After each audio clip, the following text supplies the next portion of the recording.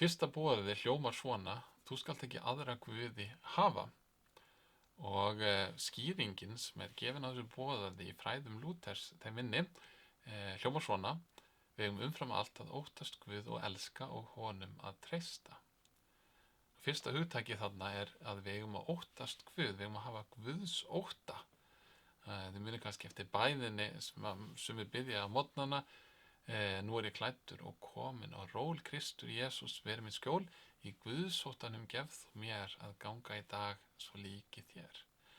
Guðs ótti, hvað það eiginlega? Hvað það að óttast Guð? Er það að vera hræddur við Guð eða er það virða? Margir vilja segja síðanemnda að það sé að virða hann, en ég held að við eigum ekki að bara henda frá okkur að það að óttast Guð geti þýtt hræðsla við Guð líka, eða allavega það að viðurkenna að það full ástæða til þess að óttast og hræðast Guð ef maður hefur Guð sem óvin sinn.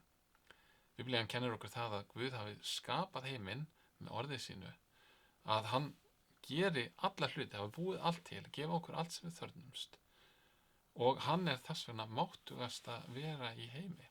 Og ef að Guð myndi allt í einu velja að neita okkur þessa hluti sem við þörfnumst, þá myndum við farast.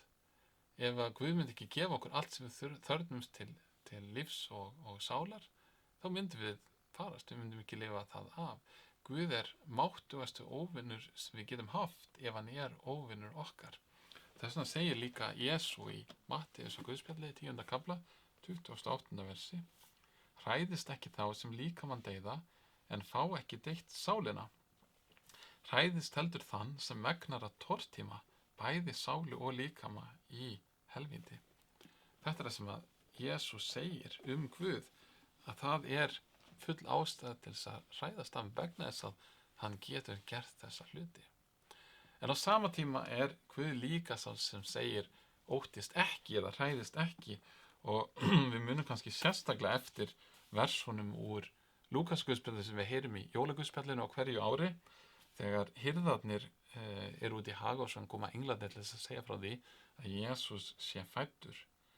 Og engillinn segir: verið óhræddir, því sjá, ég boða yður mikinn fögnuð sem veitast mun öllum liðnum, yður í dag frelsari fæddur, sem Kristur drottinn í borg Davíðs. Það að segja, það ástæða til að óttast Guð, nema fyrir þá ástæðu að Guð segir óttist ekki, því að okkur frelsari fæddur. Þess vegna þeir sem að hafa traust sitt til Krists, þeir þurfa ekki að óttast Guð. Þeir játa að það sé ástæða til þess að óttast Guð, en þeir óttast hann ekki á sama tíma vegna þess að hann segir við okkur óttist ekki.